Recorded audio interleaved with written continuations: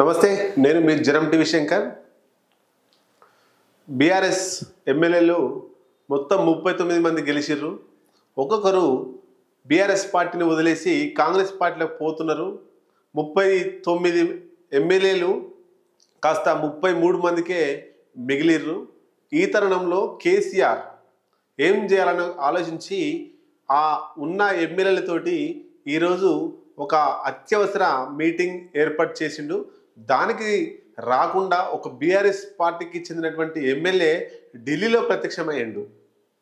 మరి కేసీఆర్ పిలిచిన ఆ మీటింగ్ పోకుండా ఢిల్లీలో ప్రత్యక్షం కావడం వల్ల ఆయన కూడా కాంగ్రెస్లో పోతుండు. ఢిల్లీలోని కాంగ్రెస్ పెద్దల్ని కలవడానికి ఢిల్లీకి పోయిండు. ఇంకా బీఆర్ఎస్ పార్టీని వీడుతున్నాడు అనేటువంటిది రాష్ట్ర రాజకీయాల్లో కరెంట్ ఇష్యూగా మారింది. ఇప్పుడు చర్చ దాని మీదనే నడుస్తుంది. ఫోకస్ రాజకీయ విశ్లేషకుల ఫోకస్ అంతా కూడా ఆ ఎమ్మెల్యే మీదనే ఉంది. ఆయన ఎవరంటే గూడెం మహిపాల్ రెడ్డి, ఉమ్మడి మెదక్ జిల్లా, ప్రస్తుతానికి పటాన్చెరు బీఆర్ఎస్ పార్టీ నుంచి గెలిచినటువంటి ఎమ్మెల్యే గూడెం మహిపాల్ రెడ్డి. అయితే ఇక్కడ అత్యవసర మీటింగ్ కేసీఆర్ వాళ్ళకు ఏదో ఒక దిశానిర్దేశం చేయాలనే ఉద్దేశంతో బీఆర్ఎస్ పార్టీలో ఉండేటువంటి వాళ్ళని కాంగ్రెస్ పార్టీకి పోకుండా ఏదో ఒక మంత్రం వేయాలనే ఉద్దేశంతో అందరినీ అత్యవసర మీటింగ్కి అలా ఆహ్వానించాడు. అందరికీ, ప్రతి ఒక్క ఎమ్మెల్యే కూడా. కానీ ఈ గూడెం మహిపాల్ రెడ్డి ఈ మీటింగ్ కేసీఆర్ మీటింగ్ పోకుండా ఢిల్లీకి పోయిండు. దీనికి సంబంధించి పూర్తి వివరాలు మీ ముందు తీసుకొచ్చే పరిస్థితి మేము తీసుకొస్తున్నాం. అయితే ఢిల్లీలో బీఆర్ఎస్ ఎమ్మెల్యే ఫోటో ఒకటి సోషల్ మీడియాలో హల్చల్ చేస్తుంది. ఆ బీఆర్ఎస్ ఎమ్మెల్యే గూడెం మహిపాల్ రెడ్డి అని చెప్పుకున్నాం మనం. అయితే ఆయనను అడిగితే ఏమంటున్నాడంటే, గతంలో ఈ గూడెం మహిపాల్ రెడ్డి మీద, గూడెం మహిపాల్ రెడ్డి తమ్ముని మీద ఈడీ రైడ్స్ జరిగినాయి, ఈడీ సోదాలు జరిగినాయి. ఆ కేసుకు సంబంధించి నేను ఢిల్లీకి వచ్చినా, కానీ కాంగ్రెస్ పార్టీలో పోవడానికి కాదు.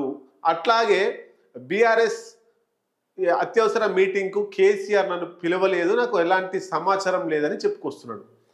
మరి మహిపాల్ రెడ్డి చెప్పేది నిజమా, లేదా కేసీఆర్ ఆహ్వానించిండా అనేది ఒక్కసారి మనం పోతే, ఉన్నదే 39 ఎమ్మెల్యేలలో 33 ముందుకు వచ్చారు, 33 మందికే వచ్చారు ఎమ్మెల్యేలు. ఉన్న 33 మంది ఎమ్మెల్యేలకు కేసీఆర్ ఆహ్వానించలేదు అంటే ఇది నమ్మశక్యంగా లేదు.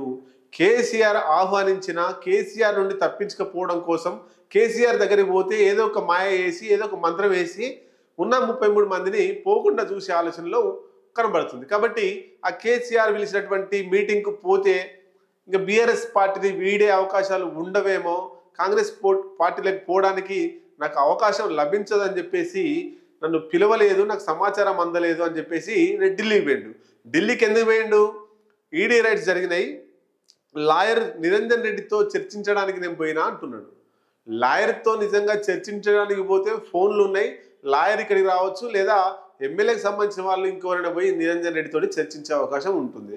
కానీ ఈయనే పోయిందంటే ఖచ్చితంగా 100కు 100% కాంగ్రెస్ పెద్దల్ని కలవడం కోసమే వేయండు. అక్కడ రేవంత్ రెడ్డి అక్కడే ఉన్నాడు, కొంతమంది ఎంపీలు అక్కడే ఉన్నారు, ఈరోజు ప్రమాణ స్వీకారం చేస్తా ఉన్నారు. కాబట్టి ఈయన కూడా అక్కడికి పోతే కాంగ్రెస్ పెద్దల నుంచి వెళ్ళి హామీ అక్కడి నుంచి తీసుకోవచ్చు. అట్లాగే ఇక్కడ కలిస్తే మళ్ళీ నెగిటివ్ థాట్స్ పోతాయేమో,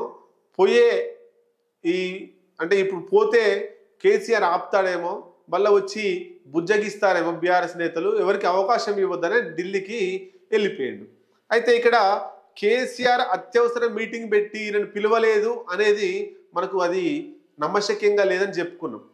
33,000 మంది ఉంటే పిలవలేదని చెప్పుకోవచ్చు. 33 మంది ఎమ్మెల్యేలు, ఆయన ఉన్న ఎమ్మెల్యేలను కాపాడుకోవాలని చూస్తున్నాడు, ఉన్న ఎమ్మెల్యేలను పోకుండా ఎట్లా ఆపాలని చూస్తున్నాడు. కాబట్టి 33 మందిలో ఈయనొకడు కాబట్టి ఖచ్చితంగా చెప్పే ఉంటాడు. కానీ దాట వేయడం కోసం ఈయనకు కాంగ్రెస్ పార్టీలోకి పోవాలనే ఇంట్రెస్ట్ ఉంది కాబట్టి ఆయన ఈ మీటింగ్ పోకుండా ఢిల్లీకి వేయండు. మరి ఢిల్లీలో ఏం హామీ తీసుకుంటున్నాడు అనేటువంటిది మనకు తెలియాలి.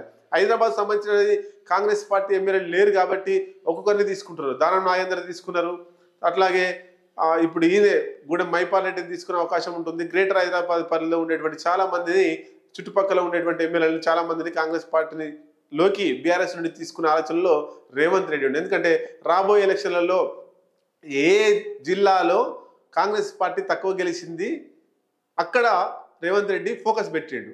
కరీంనగర్ కావచ్చు, ఆదిలాబాద్ కావచ్చు, మెదక్ కావచ్చు, లేకపోతే నిజామాబాద్ కావచ్చు, ఇక్కడ ఫోకస్ పెట్టిండు. అట్లాగే గ్రేటర్ హైదరాబాద్ పరిధిలో కూడా కాంగ్రెస్ పార్టీ ప్రభావం చాలా తక్కువగా ఉంది కాబట్టి అక్కడ ఎమ్మెల్యేల మీద ఫోకస్ పెట్టిండు. ఎందుకోసం వచ్చే జిహెచ్ఎంసీ ఎన్నికల్లో గెలవాలంటే ఎక్కువ సీట్లు రావాలి, కార్పొరేటర్ గెలిచి మేయర్ స్థానం కాంగ్రెస్ పార్టీ చేసుకోవాలంటే ఇప్పటి నుండే ఫీల్డ్ వర్క్ చేస్తే ఎమ్మెల్యేలు అందరూ వస్తే కార్పొరేటర్లు ఎక్కువ గెలిచే అవకాశం ఉంటుంది కాబట్టి అక్కడ కూడా ఫోకస్ పెట్టినట్టు మనకు తెలుస్తా ఉంది. మొత్తం మీద ఒక్కొక్కరు బీఆర్ఎస్ పార్టీని వదిలేసిపోతున్నారు. మొత్తం మీద 39 మంది ఉన్నటువంటి బీఆర్ఎస్ ఎమ్మెల్యేలు ఒక లాస్యా నందిత ఆమె కంటోన్మెంట్లో ఎమ్మెల్యే గెలుపొంది చనిపోయింది. ఆమె చనిపోయిన తర్వాత అక్కడ మళ్ళీ కాంగ్రెస్ గెలిచింది కాబట్టి మొత్తం 39 కాస్త 33కే వచ్చినాయి. మరి నిజంగా గూడెం మైపాల్ రెడ్డి కాంగ్రెస్ పార్టీలకు పోవట్లేదా అనేటువంటిది మనం అతి త్వరలోనే అతి తక్కువ సమయంలోనే తెలుసుకోవచ్చు.